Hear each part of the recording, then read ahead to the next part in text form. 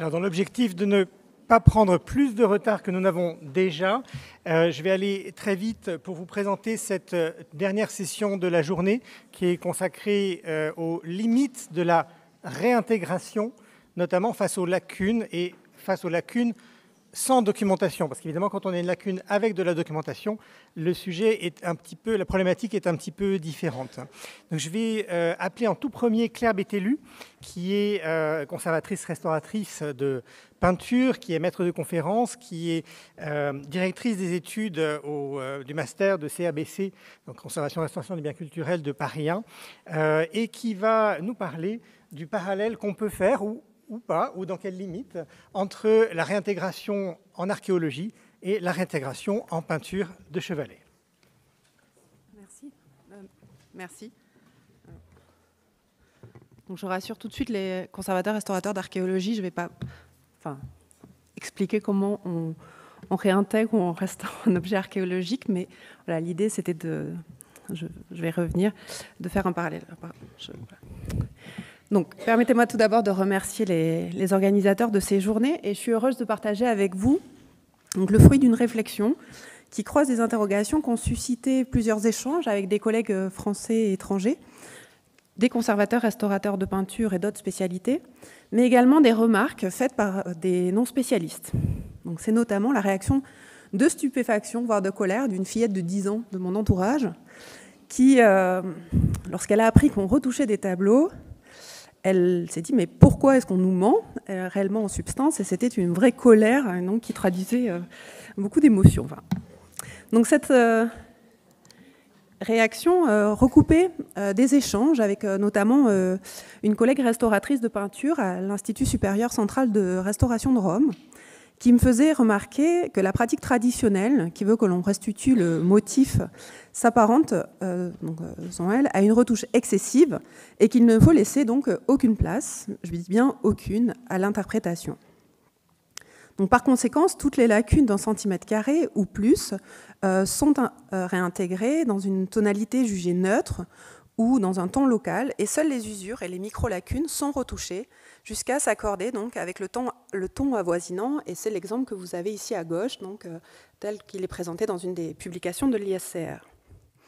Si l'on est habitué à un tel choix en peinture murale ou en peinture de chevalet pour les créations précédant le XVIe siècle, vous avez ici notamment un exemple d'une restauration ancienne du Palais des Beaux-Arts de Lille, il est moins courant pour les peintures modernes ou de la période contemporaine. Donc, les ateliers de restauration de peinture de chevalet de l'ISCR prônent aujourd'hui la lacune visible comme gage d'authenticité de l'œuvre d'une restauration modérée. Doit-on cependant tendre à cette recherche de neutralité, voire de vérité, et est-on prêt, en France par exemple, à une telle présentation? À ce choix, on pourrait objecter en premier lieu qu'il est peut-être étonnant de faire cohabiter deux lectures antagonistes sur une même œuvre, une hyper-lisibilité de certaines parties de la composition, en effaçant toute trace d'usure, rendant alors un état pensé comme original, et dans le même temps, un refus total d'interprétation et un choix de non-réintégration des lacunes dans le but de privilégier le caractère d'authenticité de l'ensemble. Donc cet arbitrage est-il vraiment la traduction d'une restauration modérée, ou bien cette conciliation des extrêmes renforce-t-elle un déséquilibre présent avant la restauration? Donc la question est donc posée. Quelles sont les limites à la réintégration en peinture de chevalet? La conservation-restauration s'attache, comme vous le savez, à répondre aux critères de réversibilité, de compatibilité et de lisibilité. Donc pour l'étape de la réintégration, le choix des matériaux disponibles aujourd'hui en peinture permet de satisfaire relativement aisément aux exigences des deux premiers paramètres. Celui de la lisibilité reste quant à lui épineux, car il pose également la question du niveau de reconstitution choisi. Alors que l'état lacunaire participe à l'identité des objets archéologiques, garantit leur authenticité, les tableaux, produits depuis la période moderne, dévoilent rarement les traumatismes de leur parcours patrimonial. Dans ces cas exceptionnels, notamment lorsque l'ampleur des lacunes est jugée particulièrement importante, d'autres options de restauration sont envisagées. On se souvient de la réintégration en Camaïeu des Puy-d'Amiens, présentée à la dernière journée de C2RMF en septembre 2021. Donc, les outils numériques avaient alors permis de tester différents scénarios avant de procéder à la réintégration des œuvres. Donc, nous ne reviendrons pas ici sur les différentes méthodes de réintégration ou sur la notion de lisibilité de l'écriture de la retouche, mais véritablement sur la question de l'acceptation du manque, du trou, dans une composition picturale, et ce, quelle que soit sa taille. En outre, alors même que les principes précédemment cités, donc de lisibilité, compatibilité, réversibilité, sont communs à toutes nos spécialités, ce qui justifie notamment la tenue de ces journées thématiques, on observe que l'herméneutique, l'interprétation et même l'application des mêmes principes varient d'une spécialité à l'autre.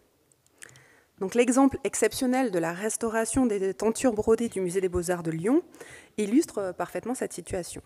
Comment, sur une même œuvre, le principe de minimalisme s'applique pour deux typologies d'artefacts, ici, on pourrait dire, réunis en un. Donc, la mort de Polymodoros et la vengeance des cubes constituent un exemple rare de production sino-portugaise de la première moitié du XVIIe siècle. Les tentures brodées en fil de soie et fil métallique, sans doute réalisées par un atelier chinois, représentent les scènes de la guerre de Troie. Les éléments des carnations, visages, bras et pieds, sont quant à eux peints à tempéra par un atelier de peintres jésuites sur des pièces de satin de soie assemblées dans un second temps. Donc, la restauration fondamentale de broderie a donc suscité un groupement pluridisciplinaire où on travaillait donc de concert, Anne Breugnot, Florence Wapp pour la partie brodée et Lydiane Chaumienne pour les éléments peints. Et je vous renvoie aussi de Lydiane Chaumienne justement pour suivre pas à pas les éléments de cette restauration. Donc, elles ont conçu ensemble un protocole de traitement de conservation-restauration répondant aux exigences de cet ensemble monumental et complexe. Donc, l'ensemble offre aujourd'hui un état de présentation harmonieux, splendide. Je vous invite vraiment à aller le voir. Et j'ai choisi cet exemple seulement parce que je souhaitais revenir sur le choix en matière de restauration, dans le sens anglo-saxon, vraiment, tel qu'il a été défini à l'ICOM, ou comment le même critère d'intervention minimale se traduit dans la pratique se traduit dans la pratique différemment au moment de la réintégration des manques selon la spécialité. Donc, répondant à une lecture de conservation-restauration textile, les parties brodées n'ont fait l'objet d'aucune retouche. Les lacunes sont stabilisées, conservées. Le dessin sous-jacent est alors parfois visible. D'un autre côté, bien que répondant toujours à une volonté d'intervention minimale pour garantir un équilibre entre les parties et respecter son authenticité, la réintégration des parties peintes a été poussée plus avant.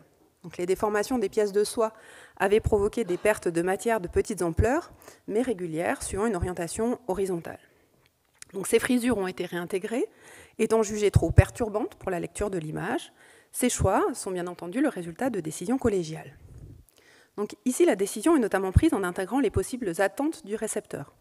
De par la monumentalité de l'œuvre et la lisibilité de la scène, il est jugé que la lecture d'ensemble est suffisante pour apprécier le travail de broderie et l'effet général.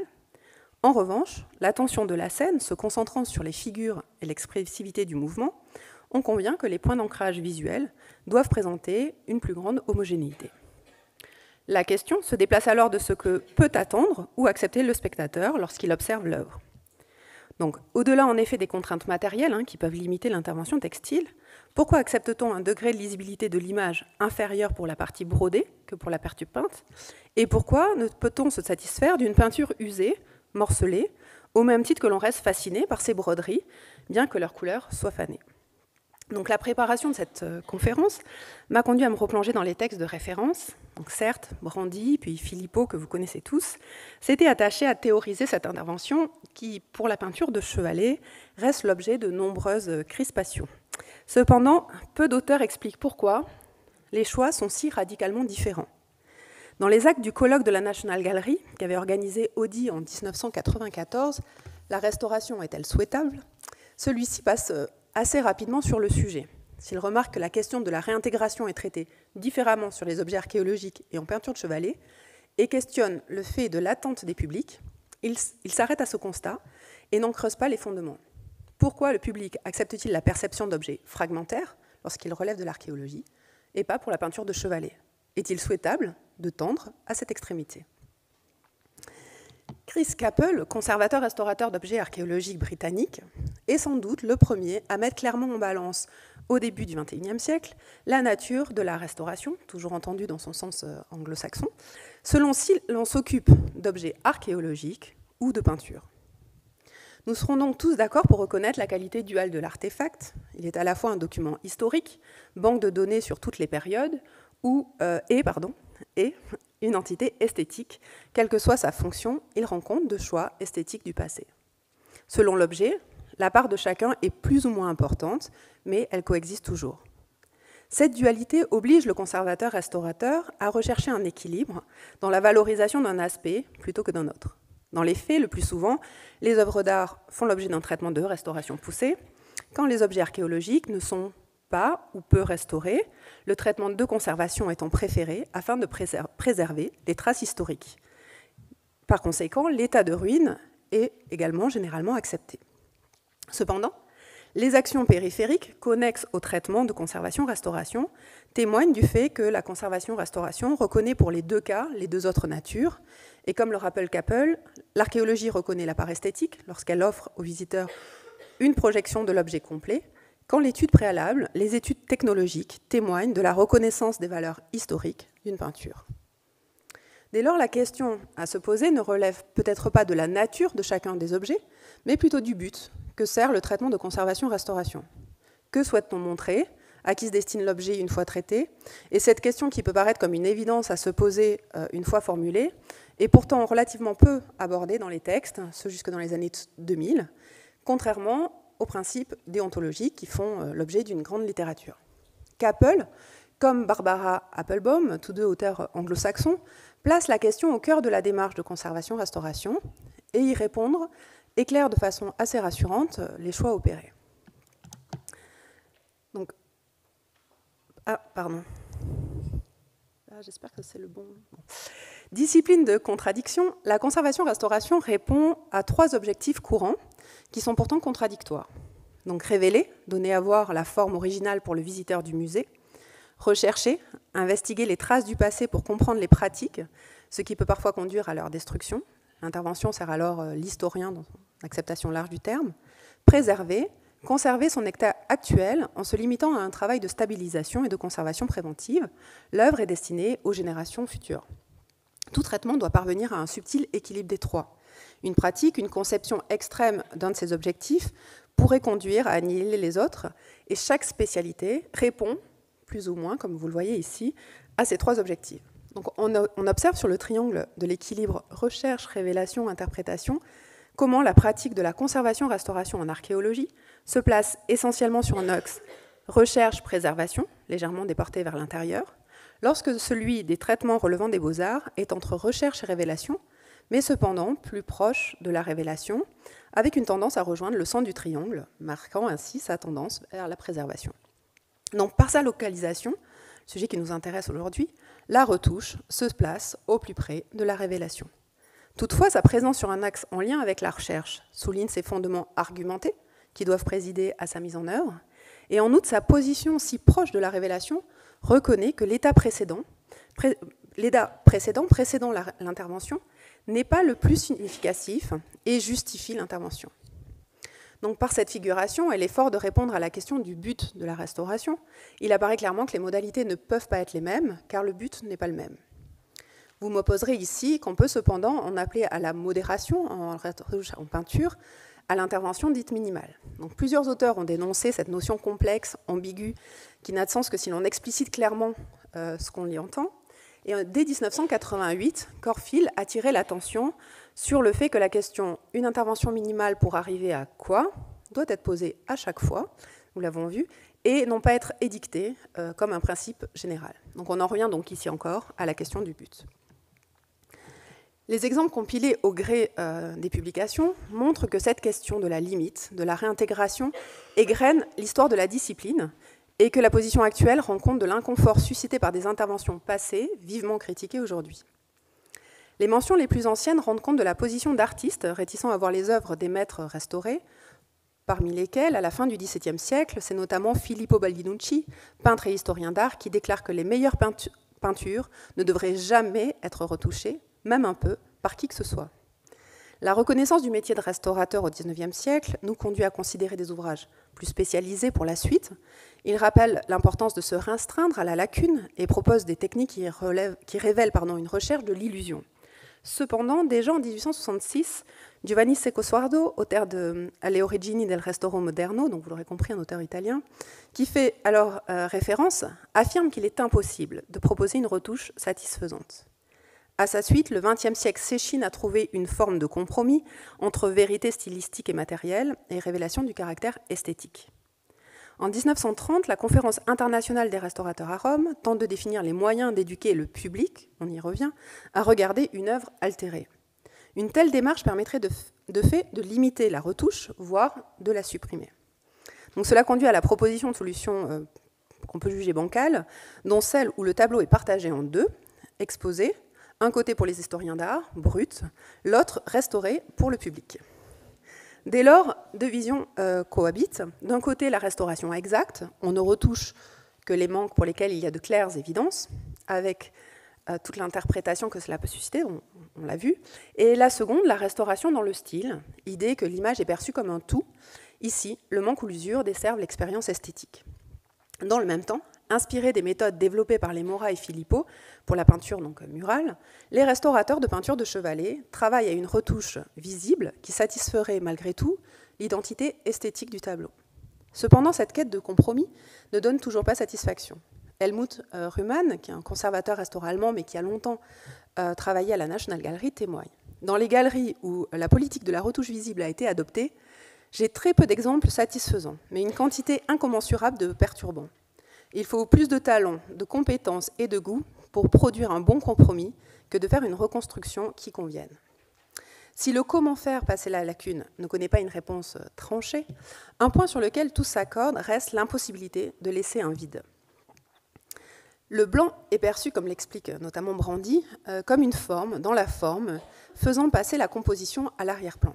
Brandy est un des premiers donc, à essayer vraiment de comprendre, d'expliquer ce phénomène, et il appuie ses études, son travail sur les études et expériences en psychologie de Gelstat, selon lesquelles le processus perceptif sont structurés de la même façon. La lacune devient une forme, une interruption injustifiée, que l'on peut percevoir comme douloureuse. Je pense que l'exemple est frappant. Elle ramène la composition avoisinante à un simple fond sur lequel se détache le manque. Un élément peut cependant surprendre dans les prises de position de Friedlander, Brandy ou Filippo, qui pour une fois sont tous d'accord. Certes, tous s'accordent sur la prévalence du caractère esthétique et la nécessité de calmer la présence de la lacune, la restauration étant pour Friedlander un diable obligé. Cependant, pour ces auteurs, l'effet de la nuisance créée par le manque dépend de l'école artistique où il s'intègre. Dans un panneau du XIVe siècle, il est toujours possible de tirer un certain plaisir de ce qui reste, et dans son imagination de combler les lacunes avec ce qui est resté ouvert. La situation change cependant si les lacunes sont visibles au milieu d'un tableau du XVIIe siècle. Elles suppriment l'illusion d'un ensemble spatial et détruisent l'effet. Donc sans doute faut-il relier ces propos au débat des historiens d'art sur une hiérarchisation des styles. Un manque est-il vraiment plus acceptable, ou est-ce aujourd'hui l'habitude qui nous permet de les percevoir comme tels ? Semble-t-il donc le présupposé de l'ISR lorsqu'ils appliquent donc les méthodes de réintégration pensées pour les périodes anciennes à la peinture moderne, et inversement l'exemple de la dérestauration et du choix d'intégrer les lacunes laissées précédemment à Bois, donc sur la Sainte Marie-Madeleine de Cosimo di Lorenzo Rosselli, donc œuvre du première moitié du XVe siècle qui est conservée à Lille et qui témoigne de l'abandon de certains dogmes, donc dans une restauration que nous avions menée en 2010. Donc je propose de conserver la grille d'analyse, ou plus précisément le triangle posé par Capel, et de positionner nos exemples afin d'évaluer à quels objectifs ils répondent. Comme nous parlons de retouche, nous nous plaçons donc dans cette bulle. Les auteurs mentionnés précédemment, comme Brandy, ont élaboré des théories pensées pour la peinture avant tout, et presque uniquement. Il apparaît clairement que les opérations de restauration dans la retouche relèvent d'une démarche esthétique fondée sur des critères objectifs d'exploitation des traces et de mise à profit de l'expérience. Elle est entreprise pour ces auteurs afin de révéler la peinture. Pour Brandy, l'altération est acceptable, dans la mesure où c'est un changement, cependant elle est acceptable à la condition qu'elle ne défigure pas l'œuvre. Le réseau de craquelures est ainsi perçu comme une marque d'authenticité, du moins pour la peinture ancienne, et s'il est un des premiers à théoriser le fait que l'image est coïncidente de la matière, et s'il reconnaît la portée historique des informations, il donne cependant toujours l'avantage aux paramètres esthétiques. Le recours au ton uni, tel qu'il peut être mis en œuvre par l'ISR, est selon lui une méthode honnête, mais jugée encore insuffisante, puisque, en outre, pour lui, l'intervention minimum nécessaire qu'il propose et explicité par la suite par Philippot, n'est pas synonyme d'intervention minimaliste. La phase de retouche est une reconstitution intuitive qui est essentiellement critique et relève de la proposition. Sur la base de ces arguments, la proposition du ton local nous pousse donc en périphérie du cercle. Elle neutralise certes le manque, mais ne contribue pas à la révélation, contrairement au choix de réintégration poussé des usures par exemple. Le choix des Camaïeux pour les puits d'Amiens nous amène au centre de la bulle. Il contribue à une volonté de révélation dans la mesure où il rétablit l'effet de la composition d'ensemble. Il se positionne sur le plan de la reconstitution iconographique, sans pour autant proposer une restitution de l'effet esthétique original du fait du choix du Camaïeux, mais qui peut être compris lorsque justement on voit l'ensemble de ces tableaux, enfin l'ensemble de ces compositions. Enfin, le choix de réintégration illusionniste des manques sur la Sainte Marie-Madeleine de Lille témoigne d'un parti pris donc esthétique assumé en rupture avec les dogmes précédents. Donc l'objet de cette présentation n'est en aucune façon de trancher la question de ce que doit être une retouche en peinture de Chevalet, je ne m'y risquerai pas aujourd'hui, et il apparaît cependant que tant que l'objectif de la restauration des couches picturales répondra à un objectif de révélation, le modèle de l'archéologie ou d'autres spécialités, comme on l'a vu, ne sera pas transposable. Cependant, la politique de l'ISR, rejetant l'intégration figurative des lacunes, même de petite ampleur, traduit une évolution, un déplacement vers les objectifs de recherche et de préservation. Toutefois, son application semble encore donc, dans un entre-deux, on a vu notamment avec cette question des usures. La question est alors de savoir si les créations beaux-arts doivent être considérées plus comme des témoignages historiques que comme des propositions d'expérience esthétique. Le public est-il par ailleurs prêt à un tel glissement ? Les outils de médiation permettent-ils justement de travailler à d'autres échelles ? Et sur le modèle offert par l'archéologie, qui propose des restitutions visuelles, doit-on accompagner nos tableaux donc, de propositions inverses, révélant les zones de retouche et de réintégration, afin de satisfaire les deux attentes, à la fois de compréhension historique et de transformation et du parcours patrimonial, et donc des propositions relevant de l'effet esthétique. Je vous remercie pour votre attention.